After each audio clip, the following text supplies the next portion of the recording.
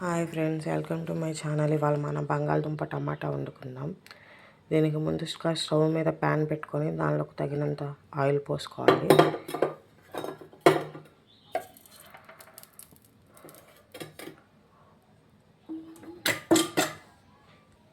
Oil heat అయిన తర్వాత దీనిలో పచ్చిమిర్చి, కరివేపాకు వేసుకోవాలి.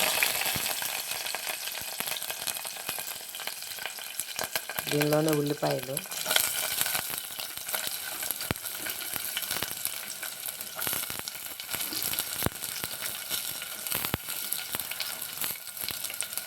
ఇది ఒకసారి కలుపుకుందాం ఫ్రెండ్స్.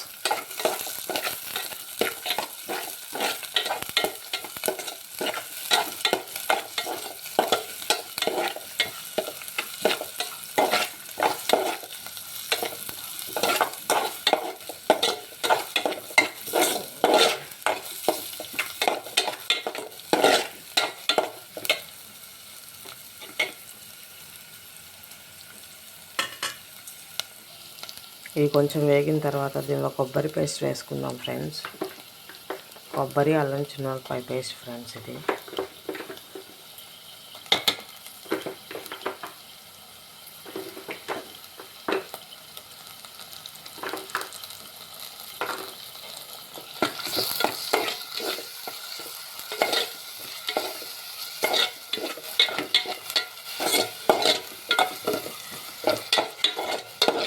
దీన్ని కొంచెం సేపు ఆగనిద్దాం, పచ్చి వాసన పోయేంత వరకు. దీనిలో ఒక స్పూన్ పెరుగు వేసుకుందాం.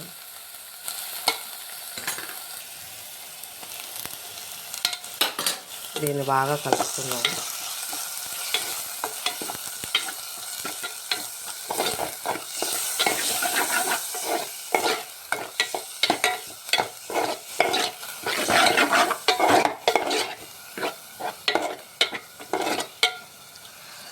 మసాలా కొంచెం సేపు ఆగనిద్దాం ఫ్రెండ్స్. మసాలా బాగా ఫ్రై అయింది ఫ్రెండ్స్. ఇప్పుడు మనం దీనిలో టమాటాలు వేసుకుందాం. ముందుగా కట్ చేసి పెట్టుకున్న బంగాళదుంపలు కూడా వేసేద్దాం ఫ్రెండ్స్.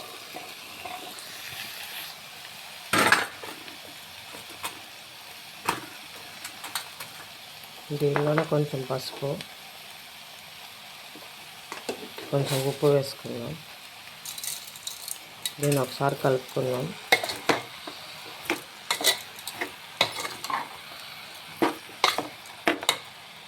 దీన్ని 2 నిమిషాలు మగ్గనిద్దాం ఫ్రెండ్స్. తర్వాత మనం కారం వేసుకుందాం. ఇప్పుడు దీనిలో కారం వేసుకుందాం ఫ్రెండ్స్.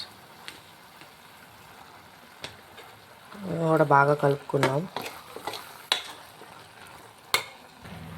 ఇప్పుడు దీనిలో తగినంత వాటర్ పోసుకుందాం. కారం వేసిన తర్వాత 2 నిమిషాలు మగ్గనియాలి ఫ్రెండ్స్. అండ్ వెంటనే ఆయిల్ వాటర్ పోసుకున్నట్టయితే కారంగా ఉంటుంది.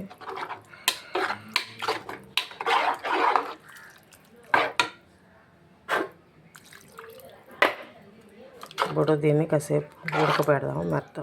మెత్తగా ఉడికేంత వరకు కొంచెంసేపు మగ్గనిద్దాము. చూసారుగా ఫ్రెండ్స్, ఆయిల్ మొత్తం పైకి తేలుతుంది. ఇలా ఉన్నప్పుడు దీనిలో కొంచెం కొత్తిమీర,